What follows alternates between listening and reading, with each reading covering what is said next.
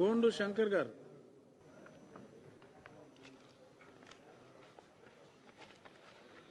నమస్కారం అధ్యక్ష.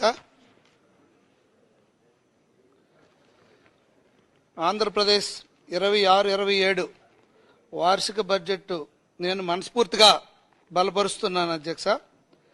శ్రీకాకుళం నియోజకవర్గ శాసనసభ్యుడిగా స్వర్ణాంధ్ర స్థాపించే దిశగా ఈ రాష్ట్ర భవిష్యత్తును దృష్టిలో ఉంచుకొని రూపొందించిన ఈ బడ్జెట్పై మాట్లాడే అవకాశం ఇచ్చినందుకు ధన్యవాదాలు అధ్యక్ష. ప్రపంచ ప్రశంసలు పొందిన ప్రజానాయకుడు, టెక్నాలజీని సామాన్యుడి చెంతకు చేర్చిన దార్శనికుడు, సంక్షోభాల శూన్యం నుండి అభివృద్ధి పదం వైపు నడిపించగల దృక్పథం ఉన్న నాయకుడు, దార్శనికుడు, కష్టపడే తత్వం, ముందు చూపు, నిజాయితీ, క్రమశిక్షణ గల నాయకులు గౌరవనీయులు శ్రీ ముఖ్యమంత్రి వర్యులు శ్రీ నారా చంద్రబాబు నాయుడు గారు నాయకత్వంలో కేంద్ర ప్రభుత్వం మరియు ప్రధానమంత్రి నరేంద్ర మోడీ గారు సహాయంతో ఉప ముఖ్యమంత్రి శ్రీ పవన్ కళ్యాణ్ గారు ఒక పక్క మానవ వనరుల శాఖ మార్చులు లోకేష్ అన్న గారు ఒక పక్క జోడెడ్ల బండి సహకారంతో రాష్ట్రాన్ని కొత్త పుంతలు తొక్కిస్తూ ఇప్పుడిప్పుడే చిగురు తొడుగుతున్న రాష్ట్రాభివృద్ధి పదంలో ముందుకు దూసుకు వెళ్తున్నటువంటి సందర్భంలో గౌరవ ముఖ్యమంత్రి వర్యుల సహకారంతో ఆర్థిక మంత్రి గారు ప్రవేశపెట్టిన ఈ 3.32 లక్షల కోట్ల బడ్జెట్ కేవలం అంకెల గారిడి కాదు అధ్యక్ష. ఇది ఆంధ్రప్రదేశ్ ప్రజల ఆశల మేనిఫెస్టో. ముఖ్యంగా ఈ బడ్జెట్ సామాన్యుడికి, రైతుకి, విద్యకు పెద్దపీట వేసింది అధ్యక్ష. గత 5 సంవత్సరాలు వైసీపీ ప్రభుత్వం ఆర్థిక విధ్వంస పాలనని దాటుకుంటూ వ్యవసాయం అన్నదాతే ఆధారం గౌరవ మంత్రివర్యులు అచ్చెన్నాయుడు గారు ప్రవేశపెట్టిన వ్యవసాయ బడ్జెట్లో మన రాష్ట్ర వ్యవసాయ ఆధారితం అధ్యక్ష. రైతే రాజు అనే మాటను నిజం చేస్తూ వ్యవసాయం మరియు అనుబంధ రంగాలకు 53,752 కోట్లు కేటాయించడం శుభపరిణామం. ముఖ్యంగా అన్నదాత సుఖీభావ పథకం కోసం 6,600 కోట్లు కేటాయించడం ద్వారా రైతులకు భరోసా కల్పించారు.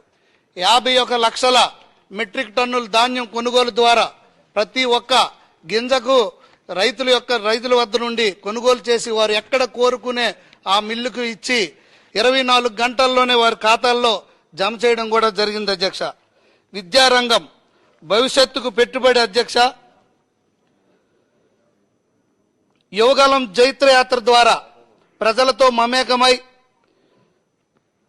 ప్రజలందరి యొక్క కష్టాలని తెలుసుకొని మన నాయకులు గౌరవ మంత్రివర్యులు విద్యాశాఖ మంత్రులు నారా లోకేష్ అన్న గారు మా జిల్లా స్థితిగతులను పూర్తిగా తెలుసుకొని మా జిల్లా పట్ల కూడా ప్రత్యేకమైన శ్రద్ధ వహిస్తూ చదువు లేని సమాజం, వెలుగు లేని ఇల్లు అని నమ్మి ఈ ప్రభుత్వం కూడా అత్యధికంగా విద్యా రంగానికి 32,308 కోట్లు కేటాయించింది అధ్యక్ష. తల్లికి వందనం పథకానికి 9,668 కోట్లు కేటాయించి ప్రతి పేద విద్యార్థి చదువుకు అండగా నిలిచారు. బడిలో మౌలిక వసతుల కల్పనకు 1,500 కోట్లు కేటాయించడం హర్షణీయం అధ్యక్ష. ఉత్తరాంధ్ర నిరుద్యోగ యువత కోసం కూడా ఆర్థిక మంత్రి గారు ప్రత్యేకించి ప్రస్తావించడం అభినందనీయం అధ్యక్ష. అలాగే ఫీజు రియంబర్స్మెంట్ ద్వారా గడిచిన 20 నెలల్లో 2,986 కోట్లు డబ్బులు విడుదల చేసి విద్యార్థులను ఆదుకున్నారు అధ్యక్ష. ఈరోజు ప్రతి పాఠశాలలో ప్రతి కళాశాలల్లో థ్యాంక్ యూ లోకేష్ అన్న గారు అనే పోస్టర్స్ కూడా వెలువడడం అభినందనీయం అధ్యక్ష. వైద్యం, ఆరోగ్యమే మహాభాగ్యం. వైద్య రంగానికి 19,306 కోట్లు కేటాయించారు. డాక్టర్ ఎన్టీఆర్ వైద్య సేవ కోసం 4,000 కేటాయించడం ద్వారా పేదవాడికి కార్పొరేట్ వైద్యం అందేలా చూస్తున్నారు. ఉద్దానం కిడ్నీ బాధితులు ఎక్కువగా ఉన్న మా శ్రీకాకుళం జిల్లాకు ఈ వైద్య కేటాయింపులు వరం లాంటి అధ్యక్ష. జలవనరులు, సాగునీటి ప్రాజెక్టుల కోసం 18,224 కోట్లు కేటాయించారు అధ్యక్ష. ఇది ఉత్తరాంధ్ర సుజల స్రవంతి మరియు వంశధార ప్రాజెక్టుల పూర్తికి దోహదపడుతుందని తద్వారా మా శ్రీకాకుళం జిల్లా సస్యశ్యామలం అవుతుందని ఆశిస్తున్నాం అధ్యక్ష. అలాగే సాగునీటి ప్రాజెక్టుల విధ్వంసంపై గత ప్రభుత్వం చేసిన విధ్వంసంపై యుద్ధబేరి అనే కార్యక్రమం ద్వారా మన రాష్ట్ర ముఖ్యమంత్రి వర్యులు అప్పుడు పర్యటించి ఏదైతే రివర్స్ టెండరింగ్ ద్వారా పూర్తిగా సర్వనాశనం చేసినటువంటి పోలవరం వంశధార లాంటి ప్రాజెక్టులను మళ్లీ గాడిలోకి తీసుకొచ్చి పరుగులు పెట్టిస్తున్న పరిస్థితి అధ్యక్ష. అలాగే బీసీ సంక్షేమానికి 23,650 కోట్లు, గ్రామీణాభివృద్ధికి 22,940 కోట్లు అధ్యక్ష. అభివృద్ధి సంక్షేమం అనే రెండు కళ్ళతో ఈ ప్రభుత్వం ముందుకు సాగుతోంది అధ్యక్ష.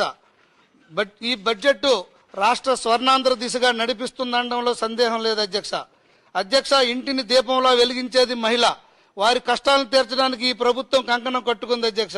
ముఖ్యంగా మహిళా శిశు సంక్షేమానికి 4,581 కోట్లు కేటాయించారు అధ్యక్ష. దీప పథకం పేద అక్క చెల్లెమ్మలకు గ్యాస్ బండల భారం తగ్గించేందుకు 895 కోట్లు కేటాయించడం వారి వంటింటి కష్టాలను తీర్చడమే కాదు, వారి కళ్ళల్లో ఆనందం చూడాలన్న ఈ ప్రభుత్వ చిత్తశుద్ధికి నిదర్శనం అధ్యక్ష.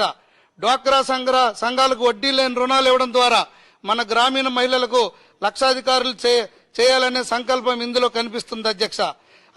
పల్లిసీమలే దేశానికి పట్టుకొమ్మలు అన్న గాంధీజీ మాటని ఈ ప్రభుత్వం అక్షరాలా పాటిస్తుంది. గత ప్రభుత్వం మీకు తెలిసిందే పూర్తిగా నిర్వీర్యం చేసిన పరిస్థితి స్థానిక సంస్థల్ని. గౌరవ ఉప ముఖ్యమంత్రి గారు పంచాయతీరాజ్ గ్రామీణాభివృద్ధి శాఖకు 22,942 కోట్లు కేటాయించడం హర్షణీయం అధ్యక్ష. గతంలో నిధులు లేక విధులు లేక సర్పంచులు ఉత్సవ విగ్రహాలుగా మారారు అధ్యక్ష. కానీ ఈ ప్రభుత్వం పంచాయతీలకు నేరుగా నిధులు అందించి గ్రామ స్వరాజ్యాన్ని నిజం చేస్తుంది అధ్యక్ష.